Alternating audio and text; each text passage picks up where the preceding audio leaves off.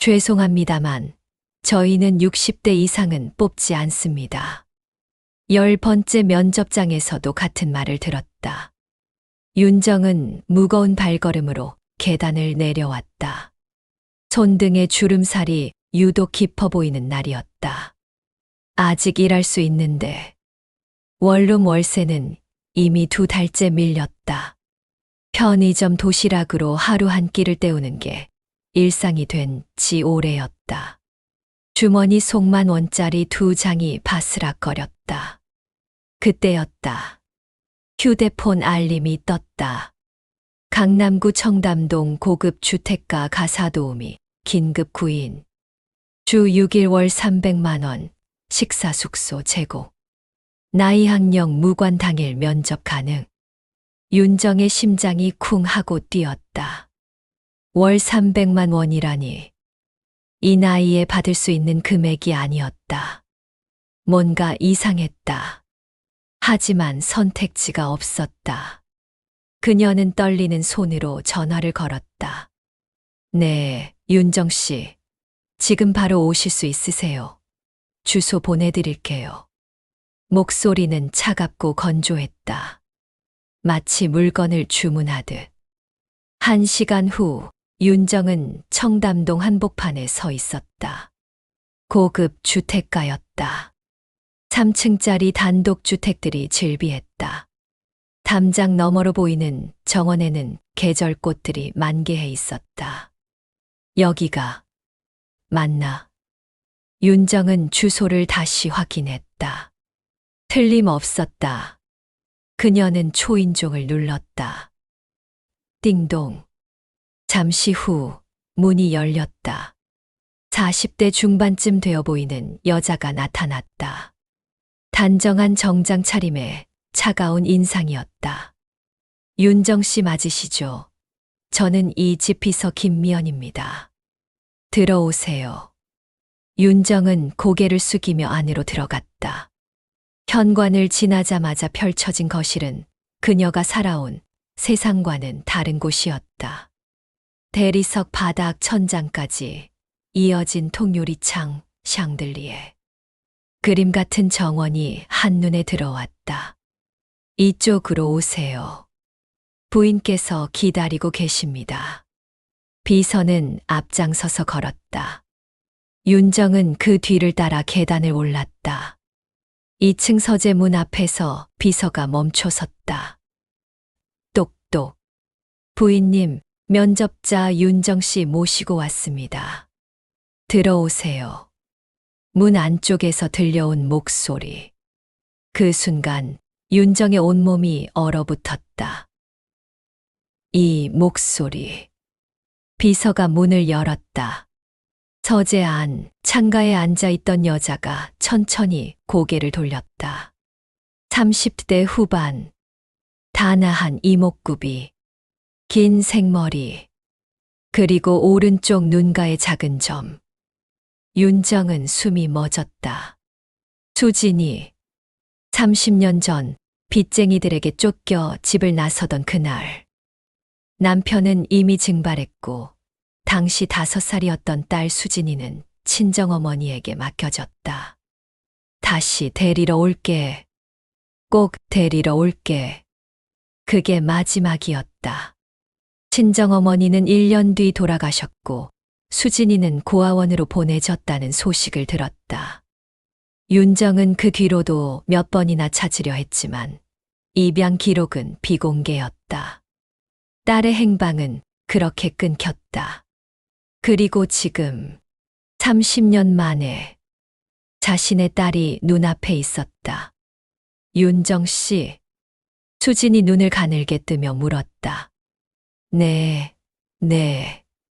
박수진 부인님. 윤정은 간신히 대답했다.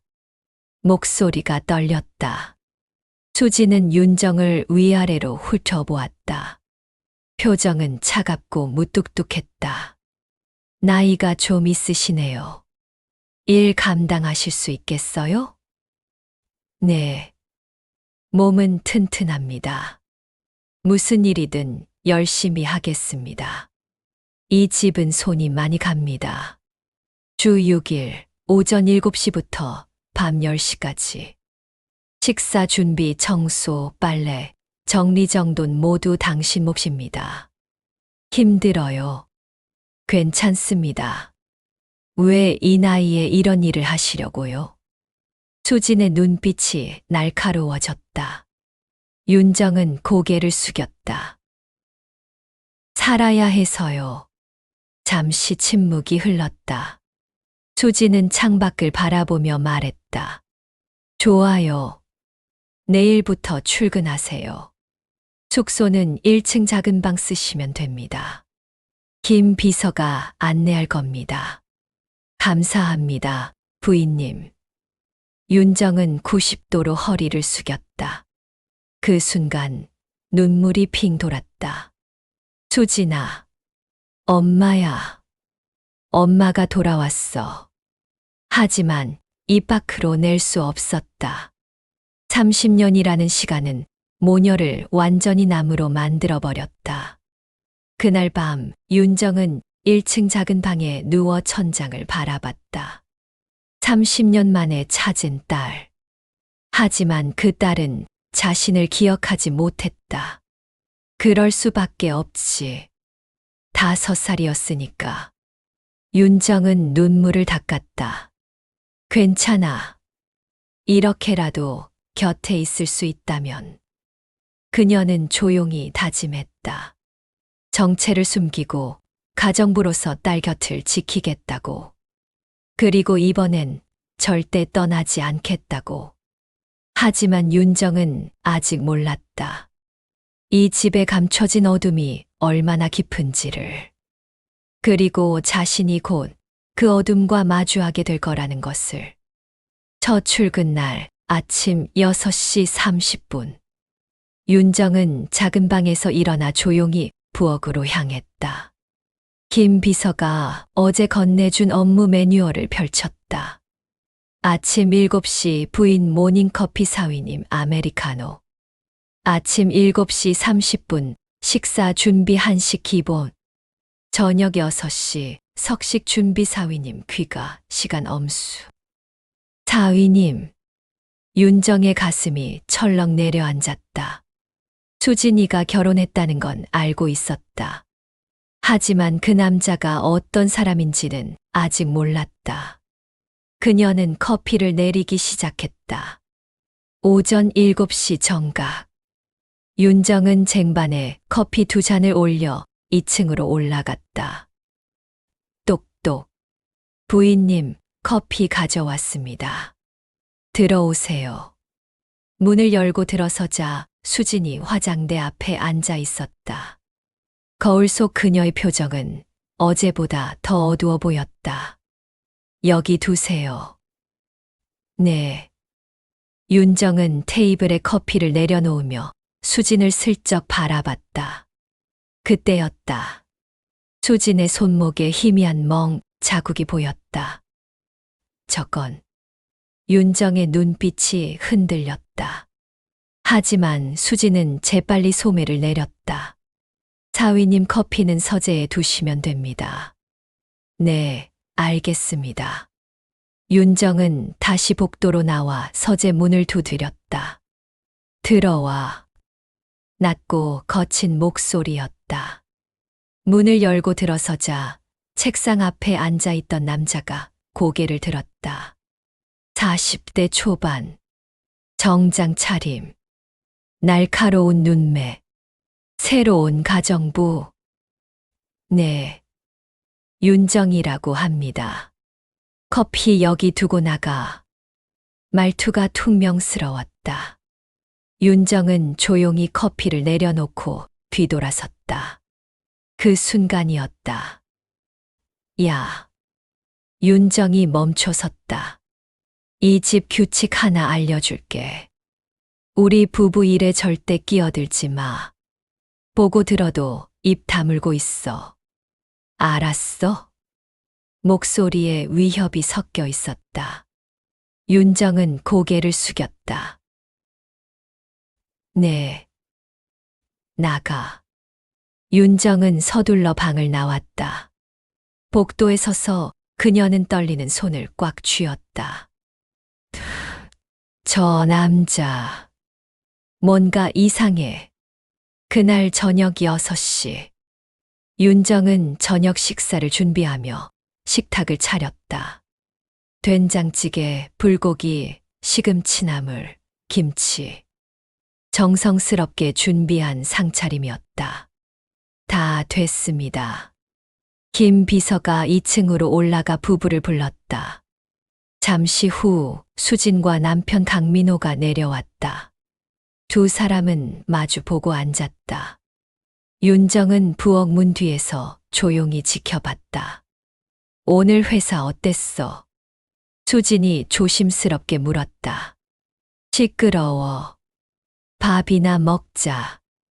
민호는 쌀쌀하게 대답하고 숟가락을 들었다. 수진은 입술을 깨물었다. 식사는 침묵 속에서 진행됐다. 그런데 갑자기 철커덕 민호가 숟가락을 내려놓았다. 이게 뭐야? 응.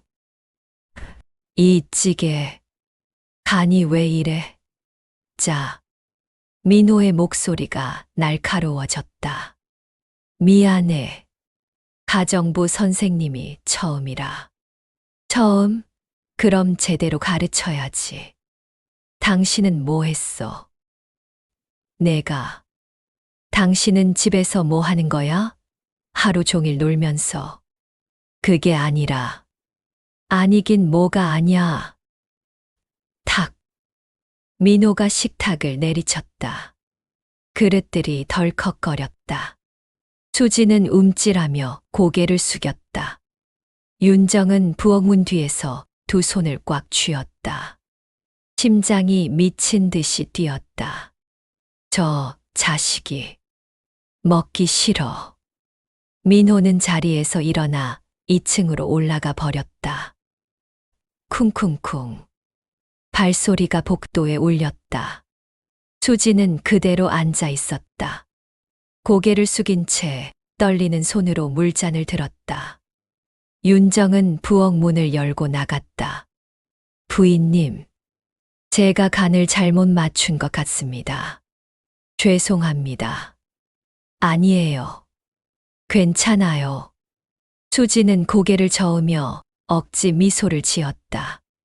하지만 눈가는 붉어져 있었다. 치워주세요. 저도 이만. 수지는 자리에서 일어나 2층으로 올라갔다. 윤정은 혼자 남은 식탁을 바라봤다. 거의 손도 대지 않은 음식들. 그리고 깨질 듯 긴장했던 수진의 표정. 저 남자가 수진이를 괴롭히고 있어. 윤정은 주먹을 쥐었다. 그날 밤 11시. 윤정은 작은 방에 누워 있었지만 잠이 오지 않았다. 머릿속엔 온통 수진의 얼굴뿐이었다. 그때였다. 쿵. 위층에서 무언가 넘어지는 소리가 들렸다. 아. 수진의 비명. 윤정은 벌떡 일어났다.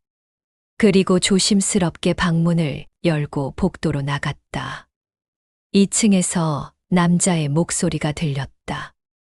너 때문에 내가 얼마나 스트레스 받는지 알아? 미안해.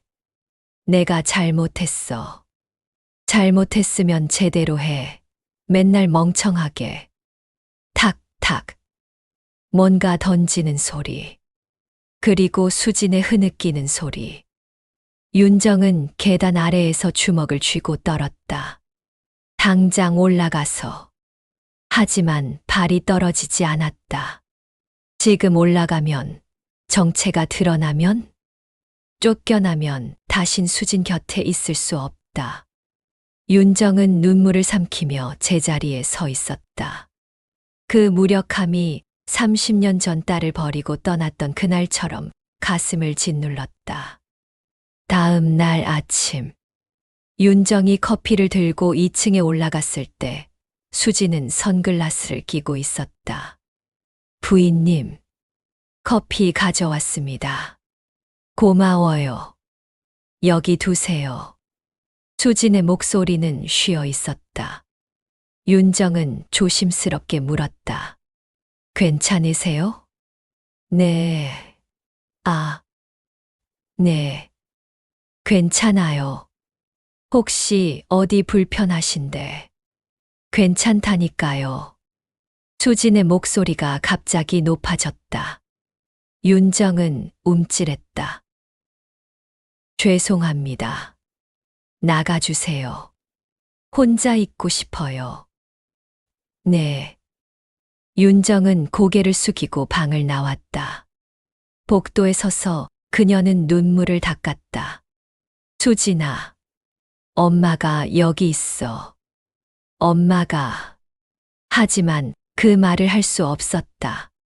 그날 오후 윤정은 쓰레기를 버리러 나갔다. 분리수거를 하던 중 찢어진 종이 봉투 안에서 뭔가 떨어졌다. 윤정은 그걸 주웠다. 정신과 진료기록서. 환자명 박수질. 증상불면증 불안장애, 반복적 폭행 후 스트레스 장애 PTSD. 소견 환자는 지속적인 가정 내 폭력에 노출되어 있으며 윤정의 손이 떨렸다. 진료기록서는 계속 이어졌다. 배우자와의 분리 권고, 심리상담주 2회 필요, 응급시 경찰 신고 권작. 윤정은 그 자리에 주저앉았다. 수진아. 눈물이 주르륵 흘러내렸다. 30년 만에 찾은 딸은 지옥 같은 결혼 생활을 하고 있었다. 그리고 자신은 그저 지켜만 볼 수밖에 없었다. 윤정은 진료기록서를 품속 깊이 넣었다. 그리고 결심했다. 이번엔 달라. 이번엔 내가 너를 지켜낼 거야. 그날 밤 윤정은 작은 방에서 핸드폰을 켰다. 검색창에 가정폭력 증거 수집 방법이라고 쳤다. 화면에 여러 글들이 떠올랐다. 녹음, 사진, 동영상 등 객관적 증거 필요. 병원 진단서, 상담, 기록 확보. 112 신고 이력이 가장 강력한 증거. 윤정은 천천히 고개를 끄덕였다. 증거를 모아야 해. 그녀는 다시 검색했다. 소형 카메라 구매. 3일 후. 윤정은 퇴근 시간을 이용해 용산 전자상가로 향했다. 어서 오세요. 뭘 찾으세요? 작고 눈에 안 띄는 카메라 있나요? 아, CCTV 말씀이세요. 용도가 어떻게 되시나요? 집안 안전 때문에요. 점원은 고개를 끄덕이며 작은 상자를 꺼냈다. 이게 요즘 많이 나가는 제품입니다. 펜 모양이라 전혀 티 안 나고요. 배터리도 12시간 가고 자동 녹화 기능에 음성도 녹음됩니다. 얼마예요? 15만 원입니다. 윤정은 지갑을 열었다. 한 달 월급을 아껴서 모은 돈이었다. 2개 주세요. 네, 감사합니다. 그날 밤, 윤정은 집안이 조용해진 새벽 1시, 작은 방에서 나왔다. 손에는 펜 모양 카메라 2개. 그녀는 숨을 죽이며 계단을 올랐다. 첫 번째 카메라는 2층 복도 화분 뒤에 설치했다. 수진 부부의 방문이 정면으로 보이는 위치였다. 두 번째 카메라는 거실 책장 사이에 숨겼다. 식탁과 소파가 한눈에 들어오는 각도였다. 이제 기다리는 거야. 윤정은 조용히 1층으로 내려왔다. 심장이 두근거렸다. 들키면 끝이었다. 하지만 이제 물러설 수 없었다. 일주일이 흘렀다. 윤정은 매일 밤 카메라를 회수해 영상을 확인했다. 처음 며칠은 별다른 일이 없었다. 평범한 일상. 조용한 저녁. 하지만 나흘째 되던 날. 영상에 담겼다. 녹화 일시 2025년 10월 10일 오후 8시 47분. 거실. 민호가 소파에 앉아 술을 마시고 있었다. 이미 소주 2병이 바닥났다. 수진이 조심스럽게 다가왔다. 여보, 이제 그만 마셔. 내일 회사 가야 하잖아. 시끄러워. 술 너무 많이. 닥쳐. 민호가 벌떡 일어나 수진의 팔을 움켜잡았다. 아, 아파. 내가 술 마시는 게 너랑 무슨 상관이야? 응? 미안해. 걱정돼서. 걱정, 웃기고 있네. 넌 내가 회사에서 얼마나 고생하는지 알아? 민호는 수진을 거칠게 밀쳤다. 쿵. 수진이 소파에 넘어졌다. 너 같은 게 뭘 안다고 지랄이야. 민호는 소주병을 집어 던졌다. 화르르릉. 병이 벽에 부딪혀 산산조각 났다. 수진은 몸을 웅크린 채 떨고 있었다. 다신 내 일에 참견하지 마. 민호는 2층으로 올라가 버렸다. 거실에 홀로 남은 수진은 한참을 그대로 앉아 있었다. 그리고 조용히 울기 시작했다. 흐느끼는 소리가 텅 빈 거실에 울려 퍼졌다. 윤정은 영상을 보며 눈물을 흘렸다. 수진아, 내 딸. 그녀는 떨리는 손으로 파일을 저장했다. 날짜별로 폴더를 만들어 하나하나 정리했다. 증거 1, 2025년 10월 10일, 폭언 및 폭행. 더 모아야 해. 확실한 증거를. 그로부터 나흘 후. 또 한 번의 결정적 장면이 녹화됐다. 녹화 일시 2025년 10월 14일 오후 9시 32분. 2층 복도.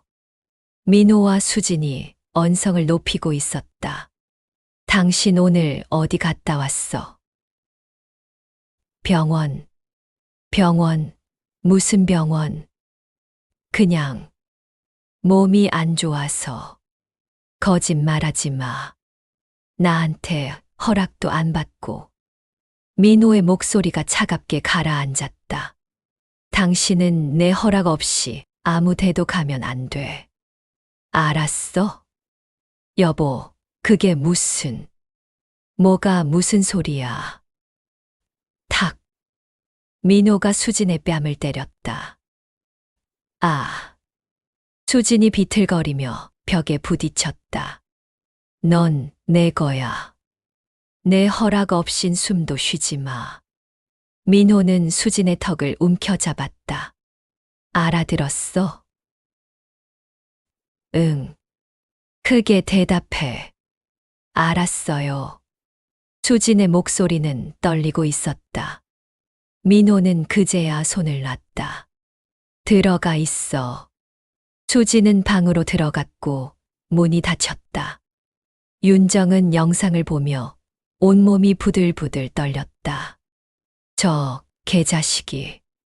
그녀는 눈물을 닦으며 파일을 저장했다. 증거 2025년 10월 14일 폭행 및 협박. 조금만 더 확실하게.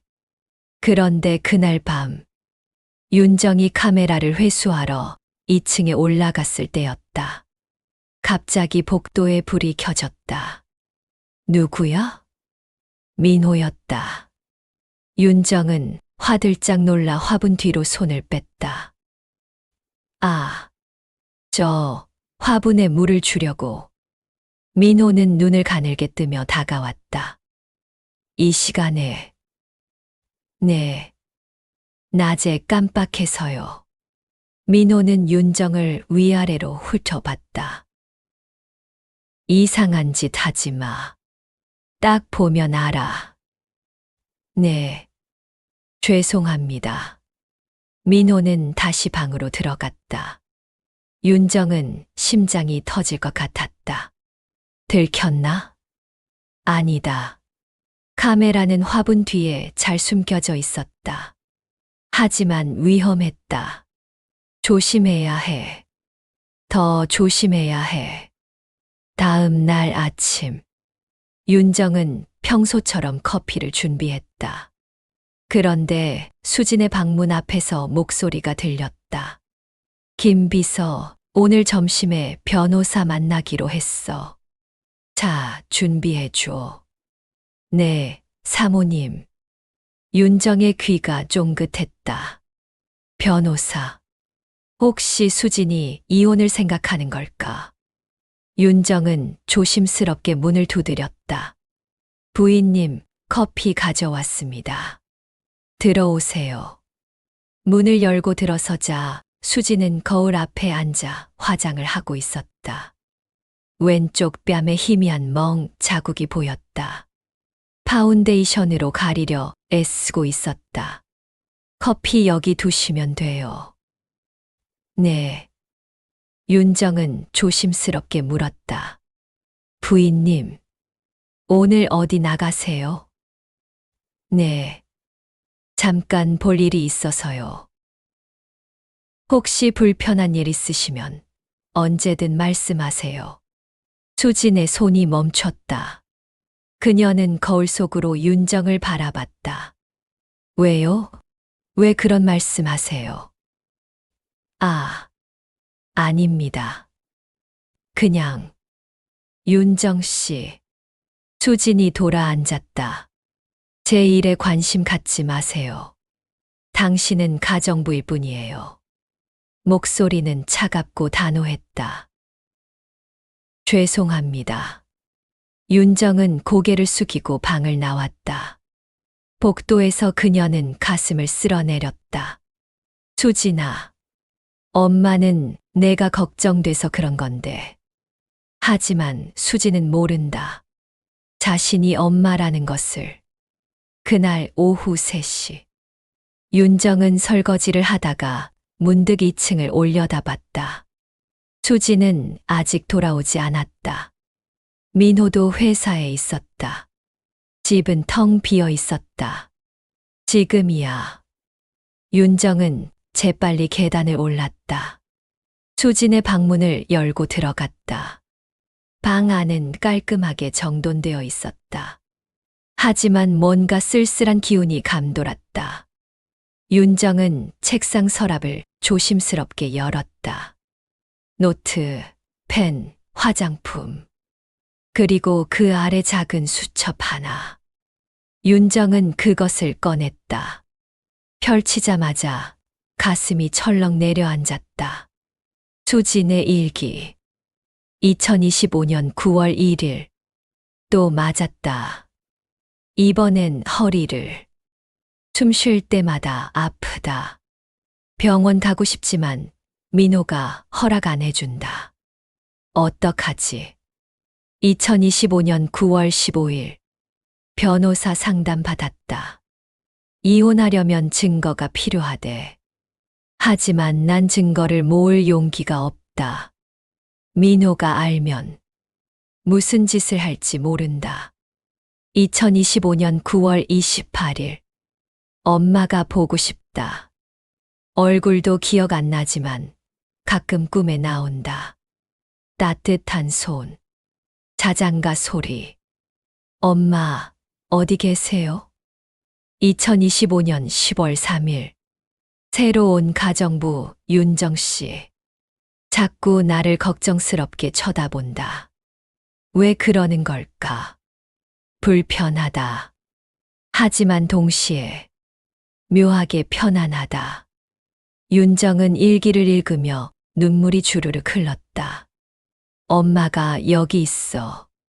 수진아, 엄마가 바로 여기 있어. 그녀는 일기를 꼭 안았다. 그리고 핸드폰을 꺼내 사진으로 찍었다. 이것도 증거였다. 수진이 얼마나 고통받고 있는지 보여주는 증거. 그때였다. 드르륵. 현관문 여는 소리. 윤정은 화들짝 놀라 일기를 재빨리 제자리에 넣고 방문을 열었다. 계단을 내려가는데 민호와 눈이 마주쳤다. 뭐해? 청소하고 있었습니다. 2층에서. 네. 부인님 방 청소.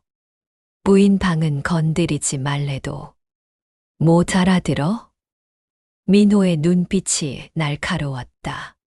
죄송합니다. 다음부터 함부로 올라오지 마. 알았어? 네. 윤정은 고개를 숙이고 1층으로 내려갔다. 뒤에서 민호의 시선이 느껴졌다. 의심하고 있어. 조심해야 해. 그날 밤, 윤정은 작은 방에서 핸드폰을 켰다. 저장된 영상과 사진을 하나하나 확인했다. 증거 1. 폭행 영상. 증거 2. 폭행 및 협박 영상. 증거 3. 수진 일기 사진. 증거 4. 병원 진단서. 이제 거의 다 모았어. 하지만 윤정은 알고 있었다. 이것만으론 부족하다. 결정적인 한 방이 필요했다. 민호를 완전히 무너뜨릴 수 있는 결정타. 뭔가 더 있을 거야. 저 자식한테 분명 약점이 있어. 윤정은 고개를 들었다. 그리고 결심했다. 민호의 서재를 뒤져보기로. 다음 날 밤 11시. 민호는 회식이라며 밤늦게 들어왔다. 수지는 이미 잠들었다. 집은 고요했다. 윤정은 작은 방 문을 살짝 열고 복도를 살폈다. 조용했다. 그녀는 조심스럽게 2층으로 올라갔다. 민호의 서재 문 앞. 손잡이를 돌렸다. 잠겨 있었다. 열쇠. 윤정은 주머니에서 머리핀을 꺼냈다.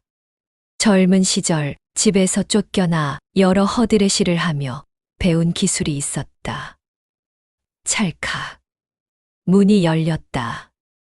윤정은 서둘러 안으로 들어가 문을 닫았다. 서재는 어두웠다. 핸드폰 손전등을 켰다. 책상 위에는 서류들이 쌓여 있었다. 강민호 개인 서류함. 윤정은 서랍을 하나씩 열었다. 통장, 계약서, 명함. 그리고 맨 아래 서랍. 잠겨 있었다. 이거야. 윤정은 다시 머리핀으로 자물쇠를 땄다. 서랍이 열렸다. 그 안에는 두꺼운 파일 하나. 기밀. 윤정은 파일을 꺼내 펼쳤다. 그 순간 눈이 휘둥그레졌다. 횡령 증거 서류류. 회사 자금 30억 원 개인 계좌. 이체 내역. 비자금 조성 관련 계약서. 뇌물수수 증거 사진. 이게. 윤정의 손이 떨렸다. 민호는 회사 돈을 빼돌리고 있었다. 그것도 30억 원이나. 이거면 돼. 이거면 끝장낼 수 있어. 윤정은 재빨리 파일을 사진 찍기 시작했다. 찰칵. 찰칵. 찰칵. 한 장 한 장 놓치지 않고. 그런데 그때 복도에서 발소리가 들렸다. 윤정은 숨을 멈췄다. 발소리가 가까워졌다. 그리고 서재 문 앞에서 멈췄다. 드르르. 손잡이가 돌아갔다. 윤정은 급히 책상 아래로 몸을 숨겼다. 문이 열렸다. 불이 켜졌다. 민호였다. 그는 술에 취한 듯 비틀거리며 들어왔다. 윤정은 책상 아래서 숨을 죽였다. 심장이 미친 듯이 뛰었다. 민호는 책상 앞에 섰다. 그리고 서랍을 열었다. 그가 중얼거렸다. 분명 여기 뒀는데. 민호는 서랍을 뒤지기 시작했다. 윤정은 품속에 숨긴 파일을 꽉 쥐었다. 들키면 안 돼. 민호는 한참을 뒤지다가 혀를 찼다. 술 먹어서 기억이 안 나네. 그는 서랍을 닫고 밖으로 나갔다. 불이 꺼졌다. 문이 닫혔다. 윤정은 그제야 숨을 내쉬었다. 온몸이 땀으로 젖어 있었다. 위험했어. 그녀는 조심스럽게 일어나 서재 밖으로 나왔다. 그리고 재빨리 1층으로 내려갔다. 작은 방에 돌아온 윤정은 파일을 펼쳐 사진을 확인했다. 완벽했다. 모든 증거가 손안에 있었다. 증거 5. 횡령 및 뇌물수수 증거. 윤정은 미소 지었다. 이제 됐어. 이제 너를 끝낼 수 있어. 그녀는 핸드폰을 들고 검색했다. 검찰청 고발 방법, 언론사 제보 이메일, 그리고 마지막으로 가정폭력 피해자 보호센터. 윤정은 천천히 고개를 끄덕였다. 수진아, 조금만 기다려. 엄마가 널 구해줄게.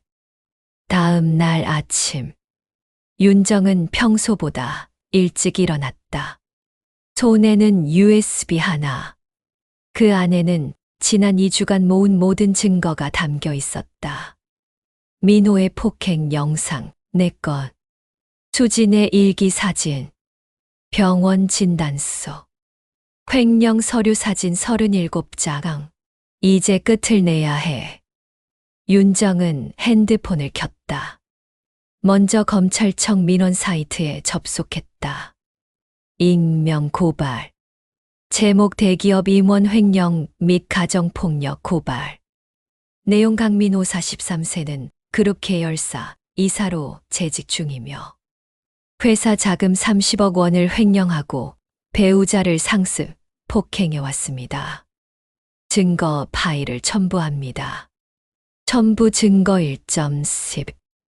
윤정은 떨리는 손으로 제출 버튼을 눌렀다. 두 번째, 언론사 제보 이메일. 윤정은 주요 방송사 3곳, 신문사 2곳에 같은 내용을 보냈다. 긴급 제보 재벌가 사위 폭력 및 횡령 증거. 이제 시작이야. 세 번째, 윤정은 가정폭력 피해자 보호센터에 전화를 걸었다. 여보세요, 보호센터입니다. 저 제보하고 싶은 게 있습니다. 제 딸이, 아니, 제가 일하는 집부인께서 가정폭력을 당하고 있습니다. 네, 말씀하세요. 윤정은 상황을 설명했다. 상담사는 진지하게 들었다. 증거 자료가 있으시다면 경찰에 신고하시는 게 가장 빠릅니다. 저희가 도와드릴 수 있습니다. 네, 감사합니다. 윤정은 전화를 끊고 112에 전화했다. 112입니다. 무슨 일이십니까? 가정폭력 신고합니다. 그날 오후 2시. 민호는 회사에서 회의 중이었다. 그런데 갑자기 회의실 문이 열렸다. 강민호 이사님? 네, 경찰입니다. 횡령 및 가정폭력 혐의로 동행 요청드립니다. 회의실이 술렁였다. 민호는 얼굴이 하얗게 변했다. 뭔 소리예요? 지금 서장님께서 영장 발부하셨습니다. 함께 가시죠. 경찰은 수갑을 꺼냈다. 찰칵. 민호의 손목에 수갑이 채워졌다. 이거 놔. 내가 뭘 잘못했는데. 조용히 하시고 협조해 주세요. 민호는 질질 끌려 나갔다.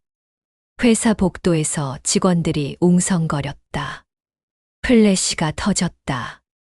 어디선가 기자들이 나타났다. 강민호 이사, 횡령 혐의 인정하십니까? 부인 폭행 사실이 맞습니까? 한 말씀 해주세요. 민호는 고개를 숙인 채 경찰차에 실려갔다. 같은 시각 집. 수지는 거실에서 차를 마시고 있었다. TV를 켰다. 그런데 뉴스 속보가 떴다. 속보 그룹 계열사 이사, 횡령 가정폭력 혐의로 긴급 체포. 수진의 손에서 찻잔이 떨어졌다. 와장창. 화면에는 수갑찬 민호가 경찰차에 오르는 모습이 비쳤다. 앵커의 목소리가 울려 퍼졌다. 강민호 씨는 회사 자금 30억 원을 횡령한 혐의와 함께 배우자를 상습, 폭행한 혐의를 받고 있습니다. 제보자는 피해자의 친모로 알려졌으며 친모. 수진의 눈이 커졌다. 가정부로 일하던 윤정 씨가 2주간 증거를 수집해 검찰과 경찰에 제보한 것으로 밝혀졌습니다. 화면에 윤정의 모자이크된 사진이 떴다. 수진은 그 자리에 얼어붙었다. 윤정 씨. 그때 윤정이 거실로 들어왔다. 부인님. 수진은 천천히 고개를 돌렸다. 두 사람의 눈이 마주쳤다. 윤정의 눈에는 눈물이 가득했다. 윤정 씨, 당신이 제보를 한 거예요? 네. 왜요? 당신은 가정부잖아요. 왜 이런 일을? 윤정은 한 걸음 다가갔다. 수진아. 그 순간 수진의 몸이 굳었다. 수진아? 아무도 그렇게 부르지 않았다. 30년 동안. 당신, 누구세요? 윤정은 눈물을 흘리며 말했다. 나야. 엄마야.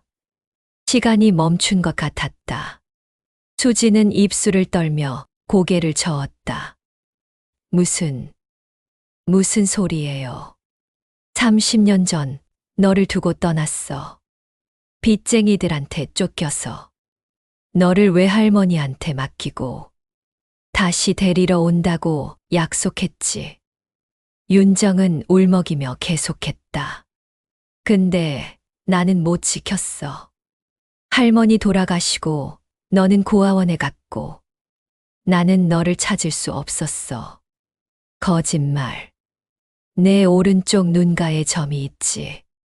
태어날 때부터 있었어. 너는 자장가를 들어야 잠들었어. 반짝반짝 작은 별을. 수진의 눈이 흔들렸다. 자장가.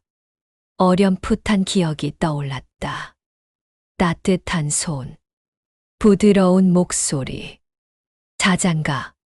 반짝반짝 작은 별. 아름답게 비추네. 엄마. 수진의 입에서 그 단어가 새어나왔다. 윤정은 무릎을 꿇었다. 미안해. 정말 미안해. 엄마가 너를 지켜주지 못했어. 엄마. 수진은 주저앉았다. 30년간 꽁꽁 숨겨뒀던 기억이 쏟아져 나왔다. 엄마의 얼굴. 엄마의 손. 엄마의 냄새. 엄마. 엄마. 수지는 윤정에게 달려가 안겼다. 두 사람은 그렇게 한참을 울었다. 30년 만의 재회. 30년간의 그리움. 30년간의 아픔. 모든 게 눈물로 쏟아졌다. 1시간 뒤, 경찰이 집을 방문했다. 박수진 씨 맞으십니까? 네. 남편분 가정폭력 건으로 진술 받으러 왔습니다. 수지는 윤정의 손을 꼭 잡았다. 윤정이 고개를 끄덕였다. 괜찮아. 엄마가 옆에 있어. 수지는 용기를 냈다. 네. 말씀드릴게요. 전부 다. 사흘 후. 뉴스는 연일 이 사건을 다뤘다. 그룹 사위 강민호, 횡령 30억 가정폭력 전격 구속. 30년 만에 재회한 모녀, 가정폭력 증거 수집해 폭로. 딸을 지키기 위해 가정부로 잠입한 엄마의 눈물. 여론은 들끓었다. 댓글창은 응원으로 가득했다. 윤정 씨 진짜 대단하시다. 30년 만에 딸 찾아서 구하다니. 이게 진짜 모성애지. 눈물 난다. 저런 쓰레기 남편은 평생 감옥에 있어야 함. 수진 씨도 이제 자유롭게 사셨으면. 일주일 후. 법원.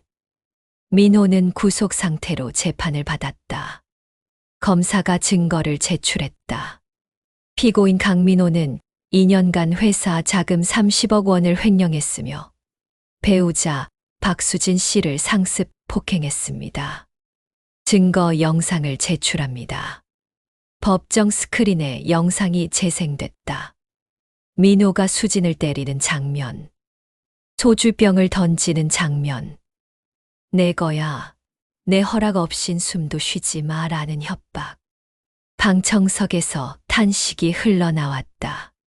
민호는 고개를 숙였다. 판사가 말했다. 피고인 강민호, 횡령 및 가정폭력 혐의 모두 유죄로 인정합니다. 징역 7년을 선고합니다. 당. 망치가 내려쳤다. 수지는 방청석에서 조용히 눈물을 흘렸다. 윤정이 그녀의 손을 꼭 잡았다. 끝났어. 이제 끝났어. 한 달 후. 수지는 이혼 절차를 마쳤다. 집은 정리하고 윤정과 함께 작은 아파트로 이사했다. 2룸짜리 아담한 집이었다. 화려하지 않았지만 따뜻했다. 어느 날 저녁. 수진과 윤정은 거실에 앉아 차를 마셨다. 엄마. 응. 고마워요. 나를 구해줘서. 윤정은 미소 지었다. 엄마가 할 일을 한 거야. 30년 동안. 얼마나 힘드셨어요? 힘들었지. 근데 너를 다시 만나서 이렇게 옆에 있으니까. 다 괜찮아. 수지는 엄마의 손을 꼭 잡았다. 이제 내가 엄마 지킬게요. 평생. 윤정은 눈물을 닦았다. 그래. 이제는 내가 엄마의 울타리구나. 2달 후. 수지는 상담센터에서 심리치료를 받고 있었다. 트라우마는 쉽게 사라지지 않았다. 밤마다 악몽을 꾸었고 갑작스러운 소리에도 놀랐다. 하지만 윤정이 곁에 있었다. 괜찮아. 엄마가 여기 있어. 매일 밤 윤정은 수진의 방에 들어가 손을 잡아주었다. 그리고 자장가를 불러주었다. 반짝반짝 작은 별, 아름답게 비추네. 수지는 그 목소리를 듣고서야 잠들 수 있었다. 30년 전처럼. 어느 날 수진이 물었다. 엄마, 나 버린 거 후회해요? 윤정은 고개를 저었다. 후회는 안 해. 그때는 어쩔 수 없었으니까. 근데 미안해. 평생 미안할 거야. 이제 괜찮아요. 엄마가 돌아왔으니까. 수진아. 네. 엄마가 너한테 해주고 싶은 게 있어. 윤정은 방으로 들어가 작은 상자를 꺼내왔다. 이게 뭐예요? 열어봐. 수진이 상자를 열자 작은 목걸이가 들어있었다. 나비 모양의 펜던트. 이거. 너 태어났을 때 엄마가 산 거야. 내가 나비처럼 자유롭게 살길 바라면서. 수진의 눈에 눈물이 고였다. 30년 동안 간직했어. 언젠가 너한테 줄 수 있을 거라 믿으면서. 엄마, 이제 자유야, 수진아. 이제 내가 원하는 대로 살아. 수진은 목걸이를 목에 걸었다. 그리고 엄마를 꼭 안았다. 고마워요, 엄마. 사랑해요. 엄마도 사랑해. 6개월 후. 수진은 작은 카페를 열었다. 이름은 나비의 정원. 윤정과 함께 운영하는 카페였다. 수진은 바리스타로, 윤정은 베이킹을 담당했다. 매일 아침 두 사람은 함께 카페 문을 열었다. 손님들은 따뜻한 분위기에 매료됐다. 여기 커피 정말 맛있어요. 사장님들 사이 좋으시네요. 모녀분이세요? 네, 엄마랑 함께 하고 있어요. 수지는 자랑스럽게 대답했다. 어느 날 카페에 한 손님이 찾아왔다. 50대 여성이었다. 저기, 사장님. 네, 어서 오세요. 혹시 윤정 씨 계세요? 윤정이 주방에서 나왔다. 저를 찾으셨나요? 윤정 씨, 저 기억하세요? 30년 전 같은 동네 살던. 윤정의 눈이 커졌다. 개숙이. 맞아요. 세상에 윤정 씨 맞네. 두 사람은 반가운 재회를 나눴다. 개숙은 뉴스를 보고 찾아왔다고 했다. 진짜 대단해. 딸 다시 찾고 그 나쁜 사위까지 감옥 보내고. 운이 좋았어. 운이 아니야. 엄마의 사랑이지. 개숙은 수진을 바라봤다. 수진 씨, 좋은 엄마 두셨네요. 수진은 미소 지었다. 네. 세상에서 가장 좋은 엄마예요. 1년 후. 수진의 카페는 지역 명소가 됐다. 많은 사람들이 찾아왔고 TV 프로그램에도 소개됐다. 하지만 수진과 윤정에게 중요한 건 그게 아니었다. 함께 있다는 것. 그것만으로 충분했다. 어느 봄날, 윤정은 카페 정원에 국화를 심었다. 엄마, 왜 하필 국화예요? 국화는 말이야, 어려운 환경에서도 피어나거든. 우리처럼. 그래. 우리도 어려움 속에서 다시 만났잖아. 수지는 고개를 끄덕였다. 그러네요. 우리도 국화처럼. 그날 저녁. 카페 문을 닫고 두 사람은 정원에 앉았다. 석양이 지고 하늘은 붉게 물들었다. 윤정이 물었다. 수진아, 행복해. 네, 엄마. 진짜 행복해요. 다행이다. 엄마는요? 윤정은 미소 지었다. 엄마도 세상에서 제일 행복해. 그날 밤 윤정은 혼자 정원에 나와 앉았다. 하늘에는 별이 총총했다. 북두칠성이 밝게 빛났다. 윤정은 조용히 중얼거렸다. 고마워. 다시 딸 곁으로 돌아갈 수 있게 해줘서. 바람이 불었다. 정원의 국화가 하얗게 흔들렸다. 윤정은 그 모습을 바라보며 미소 지었다. 며칠 후, 한 방송사에서 인터뷰 요청이 왔다. 당신의 이야기를 들려주세요. 윤정 수진 모녀 특집. 수진은 처음엔 망설였다. 엄마, 우리 이야기를 공개해도 될까요? 왜? 혹시 다른 사람들이 상처받을까봐. 윤정은 고개를 저었다. 아니야. 우리 이야기가 누군가에게 희망이 될 수도 있어. 희망요. 그래. 가정폭력으로 고통받는 사람들, 가족을 잃어버린 사람들. 우리 이야기를 보고 용기를 낼 수도 있잖아. 수지는 고개를 끄덕였다. 그럼 해요. 엄마랑 함께 인터뷰 당일 카메라 앞에 앉은 두 사람. 진행자가 물었다. 30년 만에 다시 만난 기분이 어떠세요? 수진이 대답했다. 기적 같아요. 엄마를 다시 만날 수 있을 거라곤 생각 못 했어요. 윤정 씨는요? 윤정은 눈물을 글썽이며 말했다. 평생 후회하며 살았어요. 딸을 버렸다는 죄책감에. 근데 이렇게 다시 만나서 지켜줄 수 있어서 감사해요. 가정부로 잠입하신 이유가 뭔가요? 딸 곁에 있고 싶었어요. 정체를 밝히면 쫓겨날까봐 숨겼지만 폭력을 보고는 참을 수 없었어요. 힘들지 않으셨나요? 힘들었죠. 근데 딸을 위해서라면 뭐든 할 수 있었어요. 진행자가 수진에게 물었다. 지금 하고 싶은 말이 있으신가요? 수진은 윤정의 손을 잡았다. 엄마, 고마워요. 나를 포기하지 않아줘서. 그리고 사랑해요. 세상에서 제일.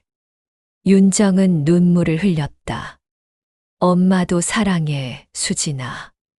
방송이 나간 후 반응은 폭발적이었다. 윤정 수진 모녀 이야기에 전 국민 눈물. 30년 만에 재회. 이게 진짜 모성애. 가정폭력 피해자들 용기 얻었다. 신고 급증. 많은 사람들이 댓글을 남겼다. 진짜 감동이에요. 엄마의 사랑은 위대해. 저도 용기 내서 폭력 남편한테서 벗어났어요. 윤정 씨 같은 엄마 되고 싶다. 수진 씨 앞으로 행복하세요. 3년 후. 수진의 카페는 전국적으로 유명해졌다. 프랜차이즈 제안도 들어왔지만 수진은 거절했다. 엄마랑 함께 하는 이 작은 카페가 좋아요. 윤정은 70대가 되었지만 여전히 건강했다. 매일 아침 일찍 일어나 빵을 굽고 손님들을 맞이했다. 어느 날 수진이 중요한 발표를 했다. 엄마, 나 결혼해요. 뭐? 정말? 네. 좋은 사람 만났어요. 윤정은 걱정스러운 표정을 지었다. 괜찮겠어. 또, 괜찮아요. 이번엔 달라요. 그리고 엄마가 옆에 있잖아요. 윤정은 딸을 꼭 안았다. 그래. 엄마가 지켜줄게. 반년 후. 수진의 결혼식. 작은 예식장이었지만 따뜻한 분위기로 가득했다. 수진은 하얀 웨딩드레스를 입고 버질로드를 걸었다. 윤정이 딸의 팔을 잡고 함께 걸었다. 하객들은 박수를 쳤다. 신랑 앞에 선 수진. 윤정은 딸의 손을 신랑에게 넘겼다. 우리 딸 부탁합니다. 절대 아프게 하지 마세요. 네, 어머님. 약속드립니다. 윤정은 자리로 돌아가 앉았다. 그리고 조용히 눈물을 흘렸다. 수진아, 이번엔 정말 행복하렴. 1년 후. 수진이 임신 소식을 전했다. 엄마, 나 임신했어. 정말, 세상에. 윤정은 기뻐서 딸을 안았다. 우리 수진이가 엄마가 되다니. 엄마, 나 잘할 수 있을까? 당연하지. 넌 엄마처럼 훌륭한 엄마가 될 거야. 엄마처럼은 못할 것 같은데. 아니야. 넌 이미 충분히 강하고 따뜻해. 수지는 눈물을 글썽였다. 엄마 닮고 싶어요. 이미 닮았어. 9개월 후. 수진이 딸을 낳았다. 작고 예쁜 아기였다. 윤정은 병실에서 손녀를 안았다. 얘 이름 뭐로 지을 거야? 정은이요. 정은이? 네. 엄마 이름에서 따왔어요. 윤정에서 정, 은혜에서 은. 윤정은 눈물을 흘렸다. 고마워, 수진아. 아니에요. 엄마가 우리 가족에게 준 은혜잖아요. 윤정은 손녀를 보며 미소 지었다. 정은아, 할머니야. 너는 엄마랑 할머니가 지켜줄 거야. 평생. 5년 후. 윤정은 75세가 되었다. 어느 날, 그녀는 몸이 좋지 않아 병원에 갔다. 검사 결과가 나왔다. 말기암입니다. 길어야 6개월. 윤정은 담담히 받아들였다. 이제 충분히 살았어. 하지만 수진에게는 말하지 않았다.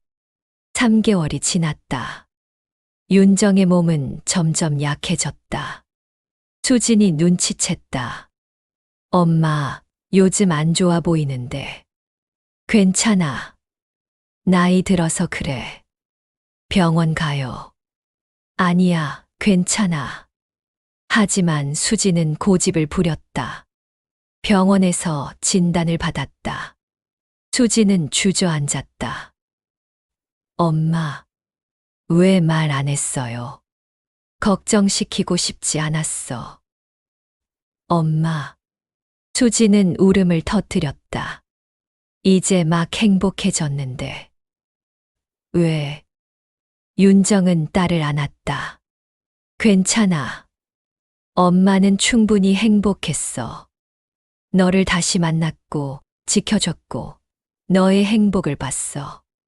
이보다 더 바랄 게 없어. 싫어. 엄마 가지 마. 수진아. 윤정은 딸의 얼굴을 쓰다듬었다.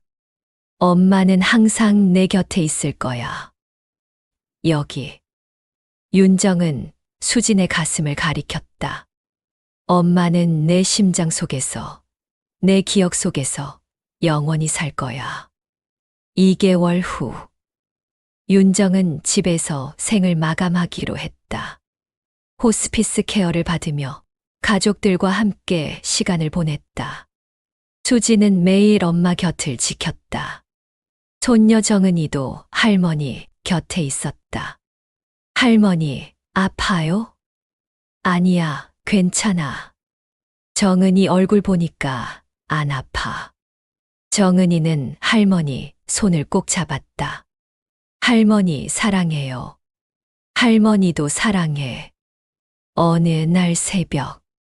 윤정은 눈을 떴다. 창밖으로 햇살이 들어왔다. 수진이 침대 옆 의자에서 졸고 있었다. 윤정은 딸의 손을 잡았다. 수진아.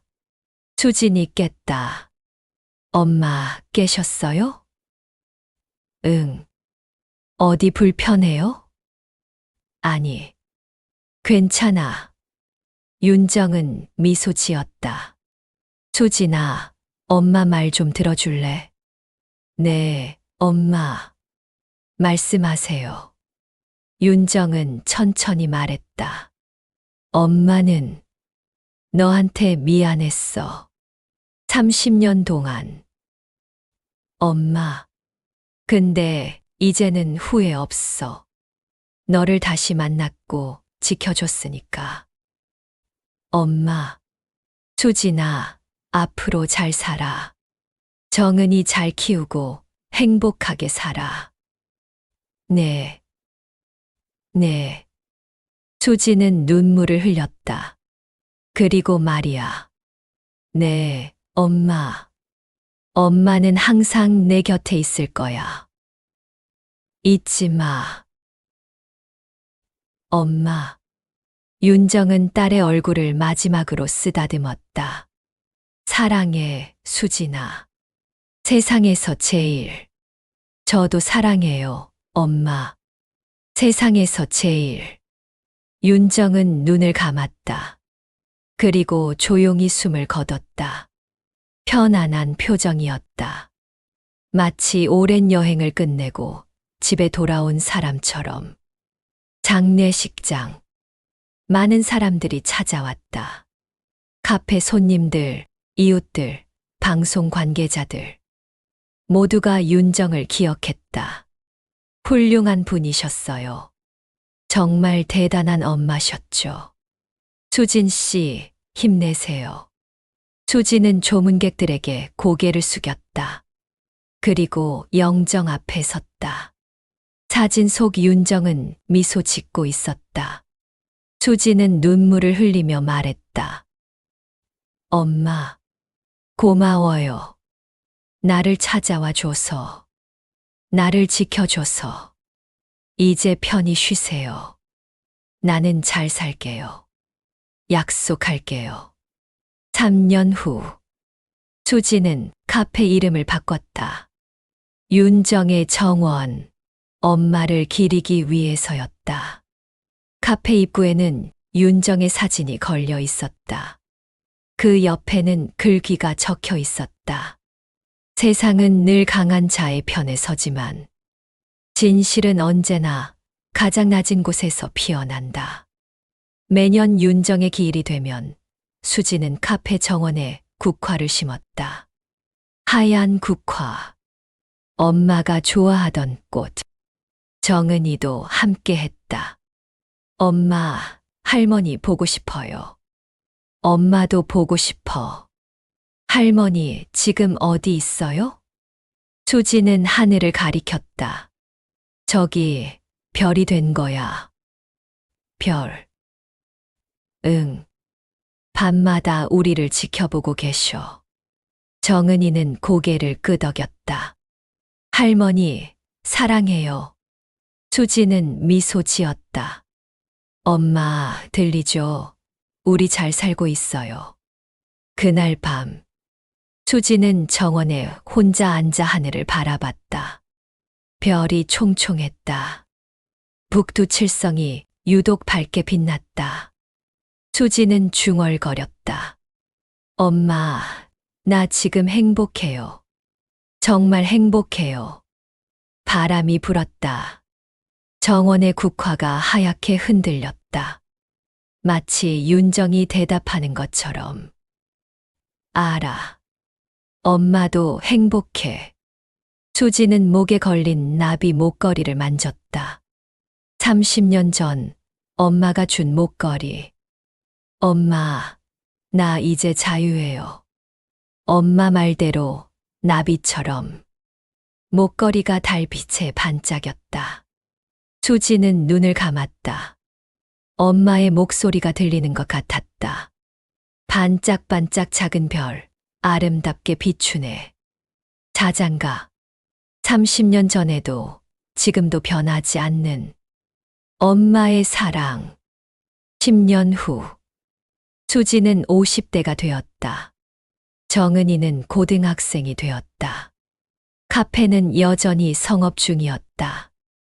어느 날, 한 젊은 여성이 카페를 찾았다. 멍든 얼굴에 겁먹은 표정. 수지는 단번에 알아차렸다. 저 표정. 나도 저랬었지. 수지는 그녀에게 다가갔다. 괜찮으세요? 여성은 고개를 저었다. 아니요. 혹시 도움이 필요하세요? 여성은 눈물을 흘렸다. 저 남편이. 수지는 그녀의 손을 잡았다. 괜찮아요. 제가 도와드릴게요. 정말요? 네. 저도 같은 길을 걸어왔거든요. 수지는 여성에게 상담센터 전화번호와 변호사 연락처를 건넸다.